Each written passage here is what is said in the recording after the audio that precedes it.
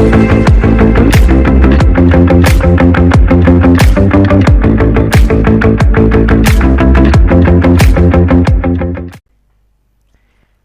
Bapak Ibu, jumpa lagi dengan saya. Pada kesempatan ini saya akan menjelaskan tentang tugas lokakarya pada hari ke-12, yaitu kegiatan belajar 9 menyusun modul ajar. Jadi untuk proses PPG ini, khususnya modul lokakarya, Bapak Ibu akan diminta membuat 2 modul ajar untuk kegiatan intrakurikuler, artinya untuk mengajar di kelas begitu ya. Nah, dalam menentukan materi dalam modul ajar, saya sangat sarankan Bapak Ibu bisa berkonsultasi dengan dosen dan guru pamong. Karena ini nanti akan berkaitan dengan tugas-tugas dan kegiatan kita selanjutnya. Karena 2 modul ajar ini nanti akan ada efek domino Bapak Ibu ke depan. Ya, artinya akan dipakai terus sampai nanti Bapak Ibu PPL. Nah, Bapak Ibu susun 2 modul ajar di sini. Materinya nanti akan dipakai Bapak Ibu untuk PPL di semester sekarang. Jadi usahakan materinya itu yang ada di semester ganjil sekarang. Nah, nanti mau kelas berapa ya, materi apa, nanti silahkan konsultasi dengan dosen dan guru pamong ya.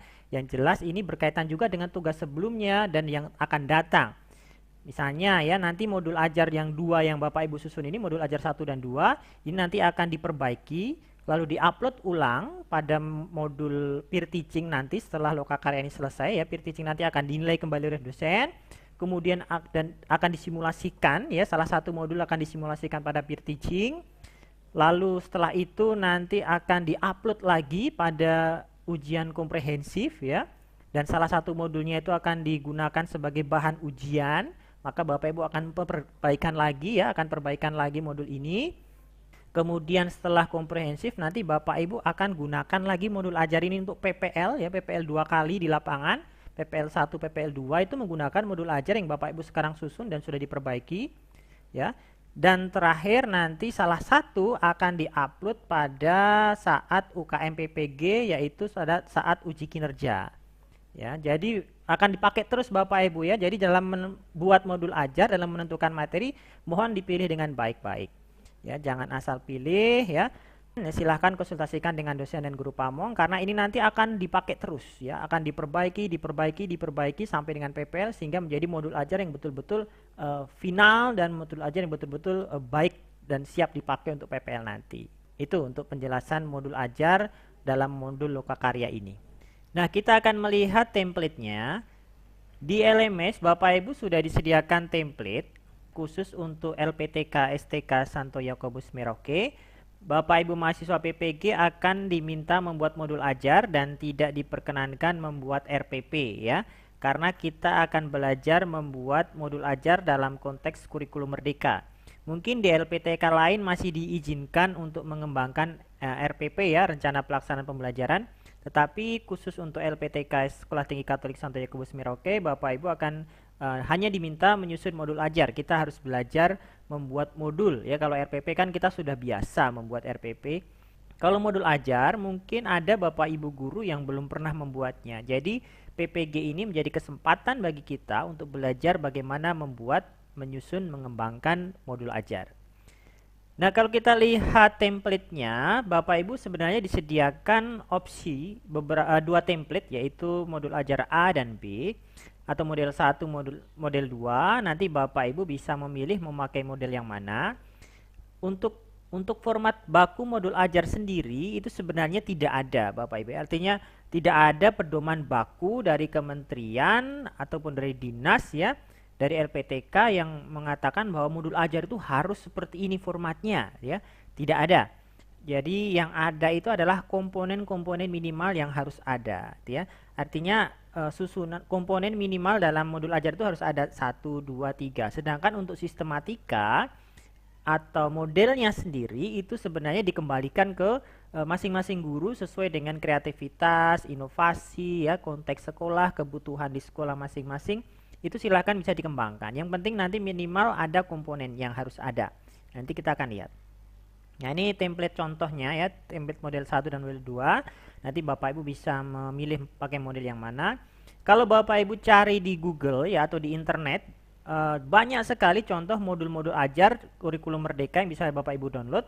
yang sangat menarik, sangat kreatif ya, warna-warni, penuh dengan ilustrasi, dari yang sederhana sampai yang paling inovatif, semua ada contohnya. Nanti Bapak Ibu juga bisa mencari contoh modul ajar kurikulum merdeka di internet.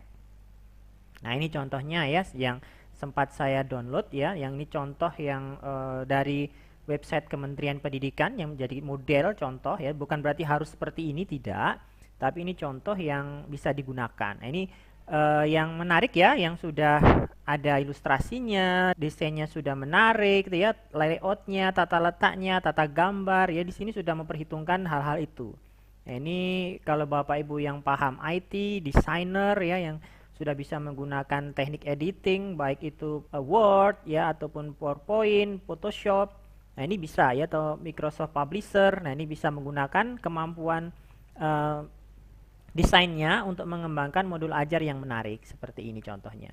Ini contoh modul ajar dengan tema Yesus yang berbelas kasih dan Yesus Sang Pengampun untuk fase D, yaitu berarti untuk SMP. Nah, jadi satu modul ajar itu bisa digunakan untuk beberapa pertemuan ya, beberapa materi juga bisa. Jadi kalau Bapak Ibu sudah menyusun modul ajar, Bapak Ibu tidak perlu lagi menyusun RPP ya. Karena modul ajar itu lebih kompleks dibandingkan dengan RPP. Nah, ini contohnya ya. Nanti kita lihat di mana kompleksitasnya. Ini contohnya sangat menarik sekali ya, sangat warna-warni ya, sangat menyenangkan kalau dilihat modul ajar. Ini yang contoh yang inovatif, atau yang sederhana juga ada seperti ini. Ini modul ajar yang contoh sederhana. Ya, formatnya dengan tabel-tabel seperti ini ya. Nah, ini tidak disertai dengan ilustrasi, gambar ya. Ini contoh modul ajar yang sederhana. Nah, nanti silakan Bapak Ibu mau gunakan yang mana. Tetapi saran kami ya, kalau bisa belajar yang kreatif. Guru profesional harus kreatif, inovatif gitu ya. Nah, ini saya rujukannya selain dari modul adalah panduan pembelajaran dan asesmen dari Badan Standar Kurikulum dan Asesmen Pendidikan Kemendikbud tahun 2022. Jadi ini masih baru. Nah, kalau kita lihat di panduan yang sudah dikeluarkan oleh kementerian ini, ada beberapa komponen modul ajar yang harus dicantumkan ya, artinya harus ada di dalam modul ajar itu. Nah, kita lihat ini modul ajar versi lengkap. Yang pertama, informasi umum ya, informasi umum. Di situ dituliskan harus ada identitas penulis modulnya ya, siapa. Boleh sendiri, boleh tim ya, dalam menyusun modul ajar bisa sendiri atau bisa juga oleh tim guru, juga nggak masalah.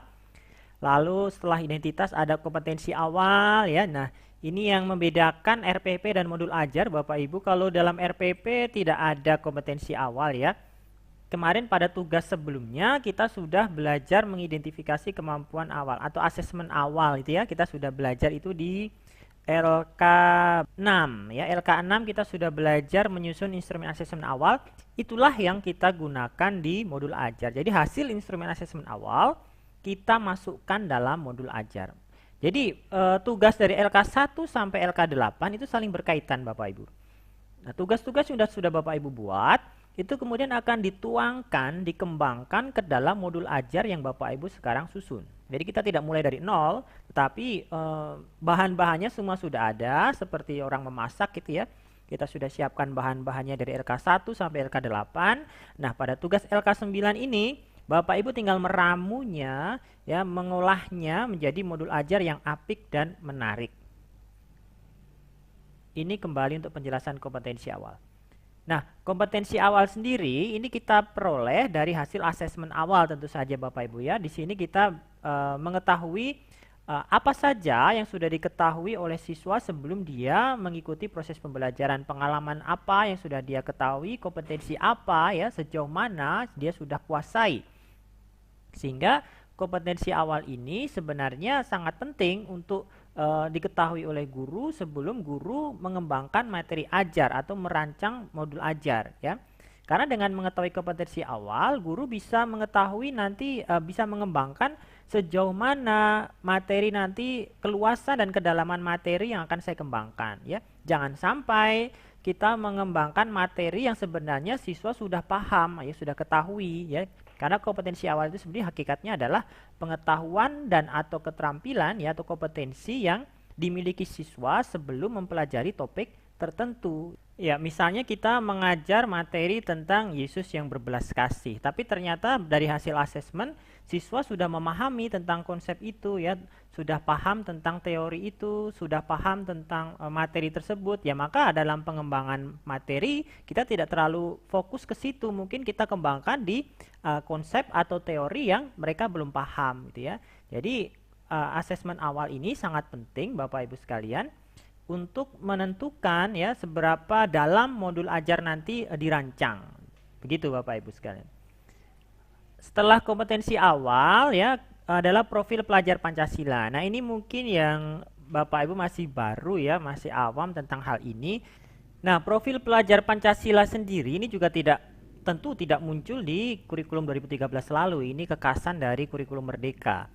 Nah, di dalam kurikulum Merdeka itu salah satunya adalah penguatan pendidikan karakter, Bapak Ibu ya. Jadi di dalam mengajar pun kita harus mendidik karakter siswa.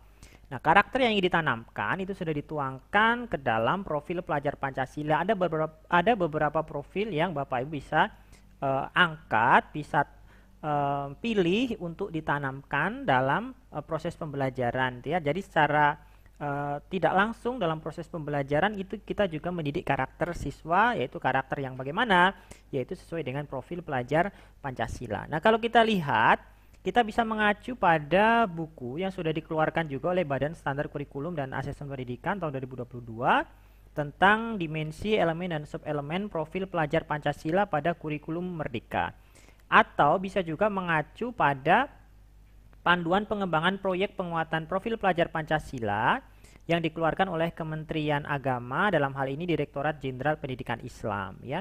Boleh mau pakai yang mana ya, kalau ini juga bisa ya. Kita lihat dari buku panduan yang dikeluarkan oleh Kementerian Pendidikan dulu. Di sini ada 6 profil ya, 6 profil pelajar Pancasila yang sudah ditentukan oleh pemerintah ya, dalam hal ini Kementerian Pendidikan begitu. Yaitu yang pertama beriman, bertakwa kepada Tuhan yang Maha Esa, dan berakhlak mulia ya. 2 mandiri, 3 bergotong royong, 4 berkebinekaan global, 5 bernalar kritis, dan 6 kreatif. Nah, nanti Bapak Ibu bisa pilih salah satu ya atau salah 2 karakter yang sesuai, yang cocok, atau nilai-nilai yang sesuai, yang cocok dengan modul materi pada modul ajar Bapak Ibu untuk ditanamkan dalam diri siswa itu ya, dalam pengembangan diri siswa. Nah, karakter mana yang cocok dengan materi yang sedang dikembangkan, itulah yang Bapak Ibu pilih dan Bapak Ibu tuangkan ke dalam modul ajar. Seperti itu Bapak Ibu. Kemudian kita lihat komponen selanjutnya, yaitu ada sarana dan prasarana, lalu ada target peserta didik. Nah, ini juga kekasan dari kurikulum Merdeka ya, yang tidak muncul dalam kurikulum 2013 apalagi di RPP. Target peserta didik itu bagaimana? Ya, target peserta didik itu artinya nanti Bapak Ibu di sini mengidentifikasi ya kebutuhan belajar siswa ya, profil belajar siswa. Nah, ini yang tidak muncul dalam kurikulum 2013. Nah, dari misalnya target peserta didik Bapak Ibu di situ pada tugas LK sebelumnya, yaitu LK6 ya, menyusun instrumen asesmen awal. Bapak Ibu di situ kan juga belajar mengidentifikasi kebutuhan belajar dan supaya mengetahui profil pelajar ya, profil pelajar, profiling pelajar, kebutuhan belajar mereka, gaya belajar mereka ya, hambatan belajar mereka ya. Jadi Bapak Ibu sudah tahu, sudah mengetahui kebutuhan belajar siswa. Nah, itu yang dituangkan juga dalam modul ajar. Jadi target peserta didik nanti Bapak Ibu bisa menuliskan di situ misalnya siswa fase berapa, lalu bagaimana gaya belajar mereka, apakah auditori, kinestetik ya, atau visual ya. Bisa juga menuliskan hambatan belajar atau kebutuhan belajar yang dimiliki oleh siswa di kelas tersebut ya. Jadi maksudnya dengan mengetahui target peserta didik ini, Bapak Ibu guru bisa menentukan ya, mengembangkan modul ajar yang tepat sasaran. Misalnya model pembelajaran yang Bapak Ibu kembangkan atau strategi pembelajaran, metode pembelajaran yang Bapak Ibu pilih dalam modul ajar ini nanti pasti relevan dengan kebutuhan siswa ya, karena kita sudah tahu bagaimana kebutuhan siswa kita yang kita ajar nanti, sehingga kita dalam mengembangkan metode, strategi maupun pendekatan pembelajaran itu sungguh-sungguh tepat sasaran dan sesuai dengan kebutuhan siswa sehingga hasil belajarnya pun dapat memuaskan. Seperti itu harapannya Bapak Ibu. Kemudian ada model pembelajaran yang digunakan ya, model atau strategi ya, seperti yang biasa Bapak Ibu kembangkan. Nanti Bapak Ibu silahkan tentukan model apa yang Bapak Ibu pilih ya. Ingat bahwa dalam kurikulum Merdeka ini prinsipnya adalah berpusat kepada siswa ya, pembelajaran terdiferensiasi. Jadi dalam memilih model pembelajaran Bapak Ibu harus ingat bahwa konsep Merdeka Belajar adalah pembelajaran yang kritis, ya, kolaboratif, ya, kreatif dan komunikatif yang berpusat pada siswa. Maka model pembelajaran yang dipilih harus bisa mengembangkan 4 kemampuan berpikir tadi atau biasa disingkat 4C itu ya. Kolaboratif, kreatif, kritis dan komunikatif. Misal contohnya model pembelajaran yang relevan itu adalah problem based learning ya, pembelajaran berbasis masalah, atau project based learning, pembelajaran berbasis proyek ya, atau inquiry learning ya, discovery learning ya, atau quantum learning ya. Jadi ada beberapa model yang relevan digunakan untuk kurikulum Merdeka ya, dan tentu saja hal ini disesuaikan dengan materi ajar yang Bapak Ibu sedang susun. Selanjutnya adalah komponen inti. Nah, komponen inti ini ada beberapa elemen yang harus ada di dalamnya. Tentu saja yang pertama adalah tujuan pembelajaran atau TP yang sudah Bapak Ibu susun kemarin. Nanti silahkan pilih di sini. Kemudian asesmen ya, asesmen itu berarti asesmen formatif, sumatif ya. Nanti silahkan tentukan juga langsung di dalam modul ajar itu. Kemudian pemahaman bermakna. Ya, pemahaman bermakna sendiri ini sebenarnya suatu konsep yang muncul dari teori belajar humanisme ya, artinya belajar bermakna. Dalam teori humanisme dikatakan bahwa siswa akan semangat atau termotivasi untuk belajar jika apa yang dia pelajari itu sungguh-sungguh bermanfaat bagi dirinya ya, khususnya dapat dia rasakan, manfaatnya dapat dia rasakan dan dapat dia terapkan dalam kehidupannya, dapat membantu dia untuk mengatasi permasalahan dalam kehidupannya. Itu disebut dengan pembelajaran bermakna. Di dalam hal ini adalah pemahaman bermakna. Nah, maka di sini nanti Bapak Ibu bisa tuliskan manfaat apa ya, kompetensi apa yang bermanfaat bagi siswa dalam kehidupan sehari-hari yang dapat diimplementasikan secara langsung dalam kehidupan siswa setelah mereka mengikuti proses pembelajaran ini. Nanti silahkan diuraikan di situ ya. Jadi itu yang disebut dengan pemahaman bermakna. Selanjutnya adalah pertanyaan pemantik. Nah, di sini adalah kalau dalam kurikulum 2013 ya hampir mirip dengan persepsi begitu Bapak ya. Jadi bagaimana guru, kreativitas guru, kemampuan guru ya dalam merangsang memberikan stimulus bagi siswa agar dia merasa termotivasi untuk belajar itu ya, semangat untuk belajar dan membangkitkan rasa ingin tahu. Nah, nanti silakan Bapak Ibu tuliskan pertanyaan-pertanyaan pemantik yang dapat membangun tadi ya rasa ingin tahu dalam diri siswa dan akhirnya membuat dia termotivasi untuk belajar ya. Nah, pada umumnya pertanyaan pemantik ini diturunkan dari pemahaman bermakna yang sudah dirumuskan sebelumnya. Jadi saling berkaitan Bapak Ibu sekalian ya. Jadi antara pemahaman bermakna dengan pertanyaan pemantik ini saling terkait. Jadi pertanyaan pemantik ini berfungsi untuk membantu peserta didik mencapai pemahaman bermakna ya. Pertanyaan pemantik sendiri punya beberapa manfaat. Yang pertama untuk merangsang aktivitas berpikir peserta didik, lalu memfasilitasi terjadinya komunikasi peserta didik baik sesama peserta didik ataupun antara peserta didik dengan guru. Kemudian memperkuat konseptualisasi atau pemahaman tentang konsep ya. Dan yang keempat, menilai proses kegiatan pembelajaran di kelas atau sebagai umpan balik bagi guru.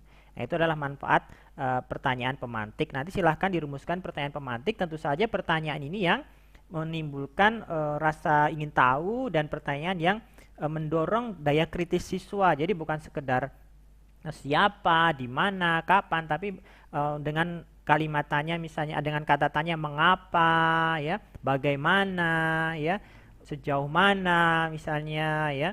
Jadi pertanyaan-pertanyaan yang bisa menimbulkan kemampuan berpikir kritis dari siswa itu sendiri dan nanti pada akhirnya bisa menggiring mereka untuk sampai pada pemahaman bermakna. Selanjutnya adalah kegiatan pembelajaran, ya sama dengan kurikulum 2013 sebelumnya, yaitu kegiatan pembuka, inti, dan penutup. Nanti silakan Bapak Ibu bisa susun sendiri sesuai dengan pengalaman yang sudah-sudah. Lalu selanjutnya adalah refleksi peserta didik dan pendidik. Nah, kegiatan refleksi ini yang tidak muncul dalam kurikulum 2013 ya, tidak semua guru melakukan ini juga. Nah, dalam kurikulum Merdeka ini menjadi suatu mandatori, artinya dianjurkan supaya dilakukan di setiap akhir proses pembelajaran, begitu Bapak Ibu sekalian. Jadi setelah akhir proses pembelajaran, baik guru maupun peserta didik, khususnya peserta didik, itu diajak untuk merenungkan ya, refleksi bukan sekedar merenung tapi mengevaluasi dan yang paling penting adalah membuat suatu aksi atau tindak lanjut dari hasil proses pembelajaran yang sudah dia alami atau ikuti gitu ya. Nah, ini menarik Bapak Ibu karena refleksi ini sebenarnya juga membantu siswa untuk mengendapkan materi yang dia peroleh, bukan hanya sekedar mengendapkan, tetapi dia membuat suatu aksi atau tindak lanjut. Nah, ini yang muncul dalam kurikulum Merdeka dan jadi suatu kekasan dalam kurikulum Merdeka dalam kegiatan pembelajaran tentu saja. Nah, itu untuk peserta didik nanti bisa dalam bentuk guru bisa kreatif ya dalam mengembangkan refleksi ini, mungkin dalam bentuk pertanyaan panduan atau bisa juga siswa diminta untuk menuliskan ke dalam jurnal refleksi itu ya misalnya, atau bisa juga guru memutar musik, lalu siswa diminta untuk dalam keadaan meditatif, hening begitu, lalu guru menyampaikan pertanyaan-pertanyaan reflektif, siswa merenungkannya, begitu juga bisa. Atau dalam bentuk kegiatan serupa yang lain, silahkan itu sesuai dengan kreativitas guru. Lalu untuk refleksi pendidik sendiri, ya ini tentu saja berkaitan tentang bagaimana proses ya kita mengevaluasi proses pembelajaran, hal baik apa yang sudah ada, lalu yang kurang apa, dan nanti selanjutnya apa yang harus saya lakukan ke depan supaya proses pembelajaran saya menjadi semakin baik. Itu refleksi pendidik. Lalu kemudian lampiran untuk modul ajar sendiri, yang pertama ada LKPD, nah ini juga harus ada lembar kerja peserta didik untuk tes formatif ya. Untuk formatif itu berarti di tengah proses pembelajaran, kalau sumatif itu berarti nanti di akhir proses dan juga mencakup beberapa TP sekaligus itu ya, itu untuk sumatif. Kalau formatif itu kan untuk mengetahui umpan balik saja proses pembelajaran sebagai masukan atas proses pembelajaran. Kalau sumatif itu kan untuk mengukur hasil belajar siswa dan nanti akan dituangkan ke dalam nilai rapor. Nah, nanti LKPD harus ada Bapak Ibu ya. LKPD yang Bapak Ibu sudah susun pada tugas sebelumnya itu bisa dituangkan ke sini jika memang materinya linier atau relevan.